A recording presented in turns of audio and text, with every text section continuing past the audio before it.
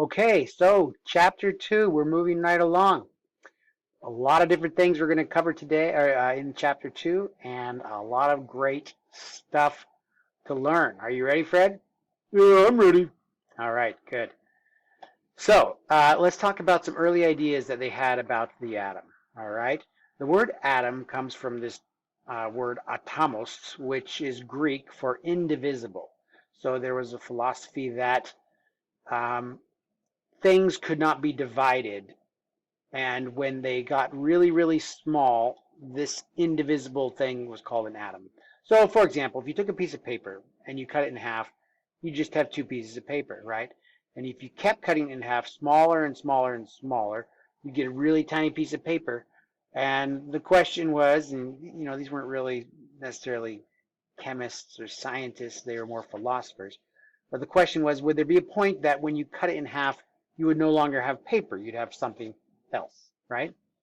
And the idea or the philosophy was put forward that no, there would never come a time where that could happen because you would get an atom which was inseparable.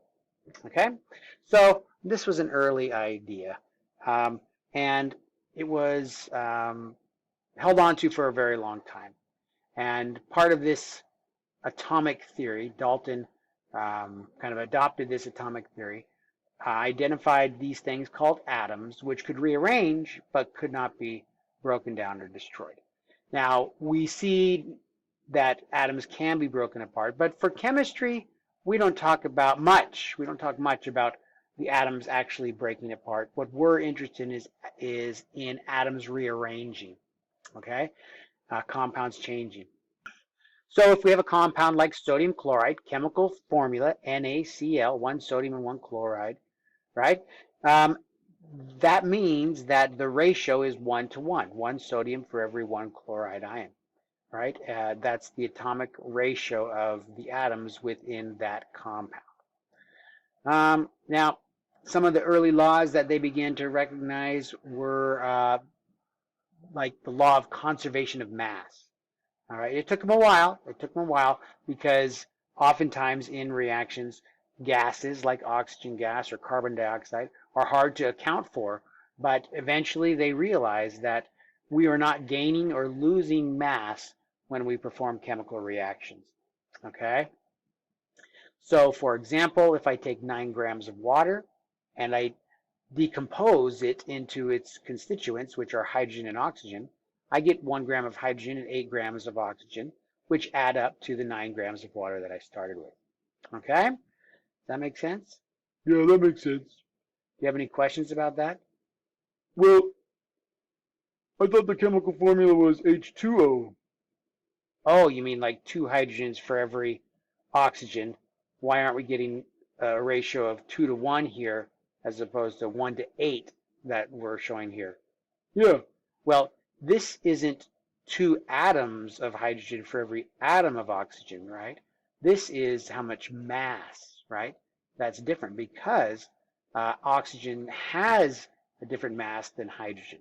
It's true that the ratio of atoms is two hydrogens for every oxygen, but because oxygens are much heavier, the mass ratio is 8 to 1. Does that make sense? yeah, I guess so. Okay.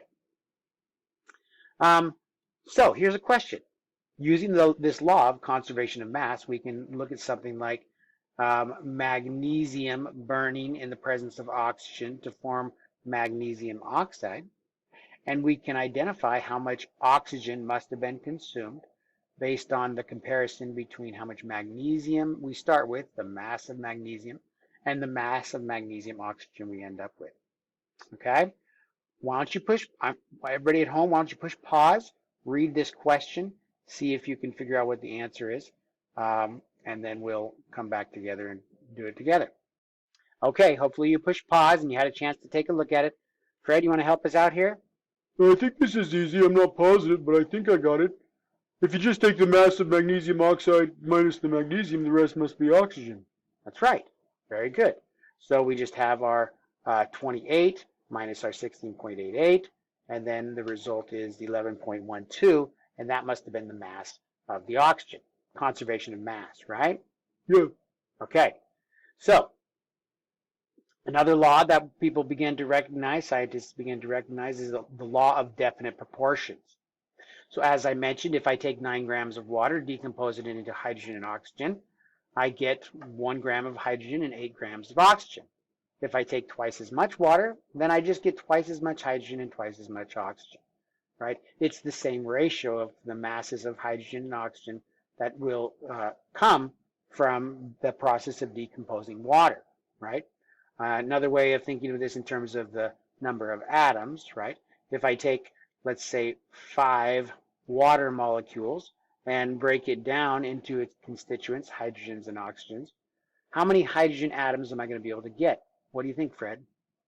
5. Well, I have 5 water molecules, right? So how many hydrogens am I going to be able to get? Not 5? Well, there's 2 for each water, right? Oh yeah, 10.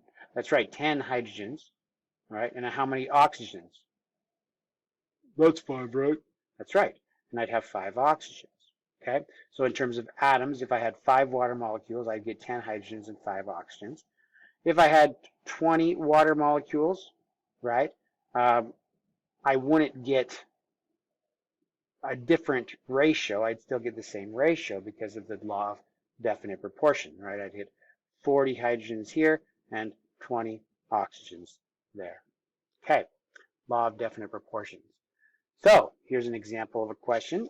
We have a sample of magnesium oxide again, 16.89 grams of magnesium and 11.11 grams of oxygen. Now, what mass of oxygen would there be in a sample that contains only 2 grams of magnesium? Okay, this might be a little bit tricky, hard to understand. Try to read through it and try to do your best, and then we'll work on it together. I think I got it. You ready to share? Yep. Okay, so everybody at home, hopefully you took a second to try to read through it and let your mind work on this. What do you think, Fred? I think you could just subtract 16.8. No, you could. Well, I'm not sure what to do here. Okay, let's do this. If I have a pile of magnesium oxide, all right, so here's a pile of magnesium oxide, okay? It contains that 16.89 grams of magnesium and that 11.11 grams of oxygen. Follow that? Yeah, I follow that. Okay. So in here, I'm going to say I have 16.89 grams of magnesium and 11.11 grams of oxygen. Okay? Yeah. And now I have a smaller pile over here that has a total or amount of magnesium of 2 grams. Okay. 2 grams of magnesium. And I would like to know, question mark, how many grams of oxygen I would expect if I have, if I have magnesium oxide. Now both of these samples here are magnesium oxide, right? But here I'm told how much magnesium and oxygen is separate, and here I'm told magnesium but not oxygen. Well, how would you solve that? Well, we can just know that this ratio has to be the same, right? Because I'm starting with the same material. Therefore, the law of definite proportions says that the ratio between the magnesium and the oxygen has to be the same. So I could set up a fraction like this, 16.89, divided by 11.11, and set that equal to 2 divided by x. I can solve for x and find out how much oxygen there is. Do you remember how to solve this kind of a problem from algebra back in the day? Yeah, I think you cross multiply. Cross multiply, what's that mean? 16.88 times x. So 16.88 times x. Yeah, and then set that equal to 2 times 11.11. 2 times 11.11. Very good.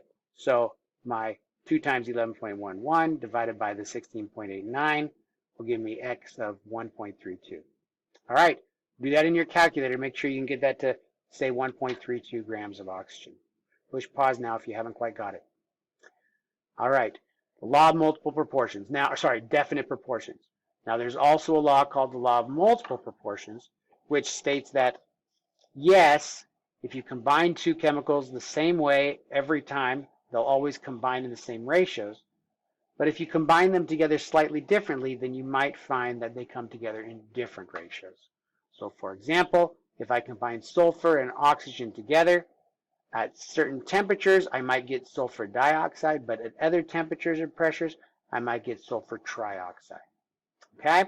So this is the law of multiple proportions. All right, good place to stop.